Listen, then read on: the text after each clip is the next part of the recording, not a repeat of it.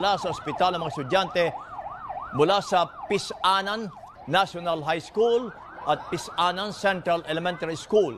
Martes na ospital ang ilang estudyante sa dalawang paaralan matapos mahimatay, sumikip ang dibdib at magsuka dahil nga sa naamoy. Malapit na pabrika diyan sa kanila, kaya baka po pwedeng doon nanggaling yung foul odor.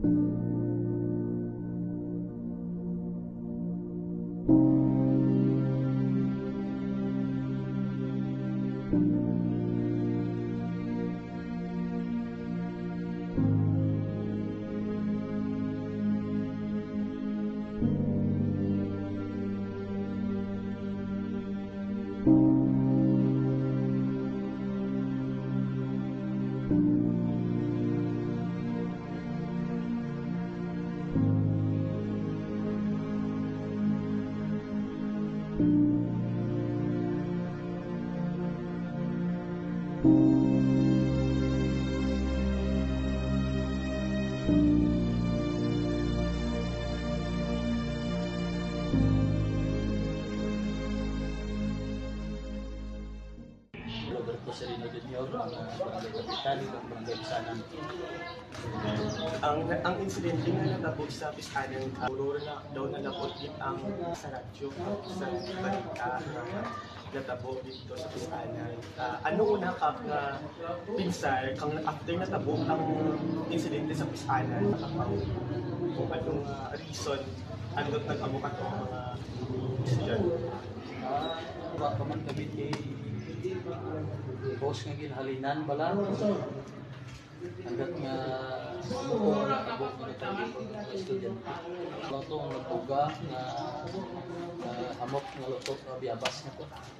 Duro ang napiktuhan niya ito mga estudyante sa aming barangay. Labi rin dito ito kay ang aking darong mga bata na napiktuhan na. Hindi na po ng problema din kami. About sa nakabuha palo kay iba ng kami bulan lang kabasi kung din naghalin ang mga klase kada po. So ang ginimo ko naman after na nagkaroon ko ng kabataan, nagkanda kami ka house to house, hindi ano magwa, beto na sagwa marigos, face mask. Nakit kami ka Ricoreda sa mga barangay na nagpamaan na amon ito tutog ka nag-expose ng mga bata maligusan, islan, pagawan, pagsukso ka face mask, mga tanong ng mga laswa, hindi pwede anay matulak. Sobrang 3 weeks duro. Testingan na ipabalikin ng mga bata na-trauma ng mga estudyante. Pero gaura man, slide naman yung reaction. Gaura man dito na serious na pinagabo. Kay ano mo Kap, di ba after kang incidents, pagkabalik pagid kang mga estudyante daw natabo liwat, ano to Kap, gamay lamang ang mga estudyante ang nakapil ka to or daw mas nagduro pa dito? Gamay lamang, tira lang ito kabito. Before magtabo ang aksidente, dito kami sa room, may klase kami, may ridyan ni mga responder ka eskwelahan, kag mga kagawad, kag mga ambulansya na gano'n man nagaragtor dyan.